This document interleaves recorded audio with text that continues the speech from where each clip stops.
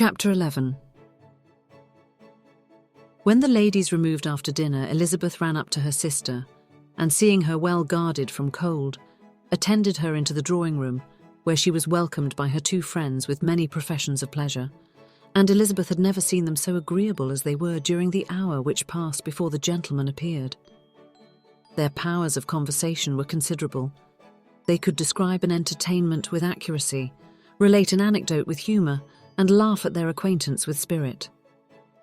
But when the gentleman entered, Jane was no longer the first object. Miss Bingley's eyes were instantly turned towards Darcy, and she had something to say to him before he had advanced many steps. He addressed himself directly to Miss Bennet with a polite congratulation. Mr. Hurst also made her a slight bow, and said he was very glad. But diffuseness and warmth remained for Bingley's salutation. He was full of joy and attention. The first half-hour was spent in piling up the fire, lest she should suffer from the change of room, and she removed, at his desire, to the other side of the fireplace, that she might be further from the door. He then sat down by her and talked scarcely to anyone else. Elizabeth, at work in the opposite corner, saw it all with great delight. When tea was over, Mr. Hurst reminded his sister-in-law of the card table, but in vain. She had obtained private intelligence that Mr. Darcy did not wish for cards, and Mr. Hurst soon found even his open petition rejected. She assured him that no one intended to play, and the silence of the whole party on the subject seemed to justify her. Mr. Hurst had, therefore, nothing to do but to stretch himself on one of the sofas and go to sleep. Darcy took up a book. Miss Bingley did the same, and Mrs. Hurst, principally occupied in playing with her bracelets and rings, joined now and then in her brother's conversation with Miss Bennet. Miss Bingley's attention was quite as much engaged in watching Mr. Darcy's progress through his book as in reading her own, and she was perpetually either making some inquiry or looking at his page. She could not win him, however, to any conversation. He merely answered her question and read on.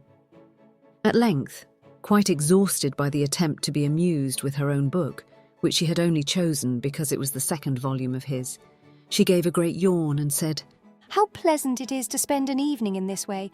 I declare, after all, there is no enjoyment like reading. How much sooner one tires of anything than of a book. When I have a house of my own, I shall be miserable if I have not an excellent library." No one made any reply. She then yawned again, threw aside her book, and cast her eyes round the room in quest of some amusement. When, hearing her brother mentioning a ball to Miss Bennet, she turned suddenly towards him and said, "By the by, Charles, are you really serious in meditating a dance at Netherfield? I would advise you, before you determine on it, to consult the wishes of the present party. I am much mistaken if there are not some among us to whom a ball would be rather a punishment than a pleasure." "If you mean Darcy," cried her brother, "he may go to bed if he chooses before it begins. But as for the ball, it is quite a settled thing, and as soon as Nichols has made white soup enough, I shall send round my cards." "I should like balls infinitely better," she replied, "if they were carried on in a different manner. But there is something insufferably tedious in the usual process of such a meeting.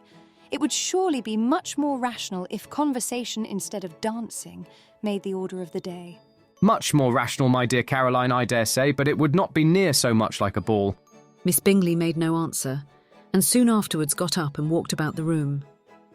Her figure was elegant, and she walked well, but Darcy, at whom it was all aimed, was still inflexibly studious. In the desperation of her feelings, she resolved on one effort more, and turning to Elizabeth said, "Miss Eliza Bennet, let me persuade you to follow my example and take a turn about the room. I assure you it is very refreshing after sitting so long in one attitude." Elizabeth was surprised, but agreed to it immediately. Miss Bingley succeeded no less in the real object of her civility. Mr. Darcy looked up. He was as much awake to the novelty of attention in that quarter as Elizabeth herself could be, and unconsciously closed his book. He was directly invited to join their party, but he declined it, observing that he could imagine but two motives for their choosing to walk up and down the room together, with either of which motives his joining them would interfere. What could he mean?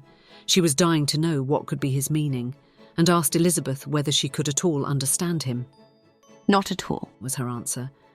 "But depend upon it, he means to be severe on us, and our surest way of disappointing him will be to ask nothing about it."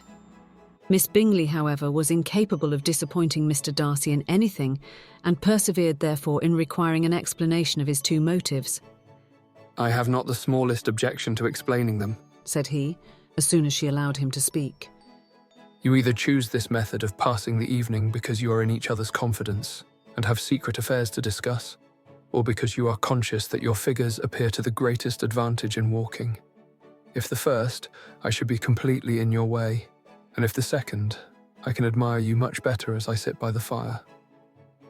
Oh, shocking! cried Miss Bingley. I never heard anything so abominable. How shall we punish him for such a speech?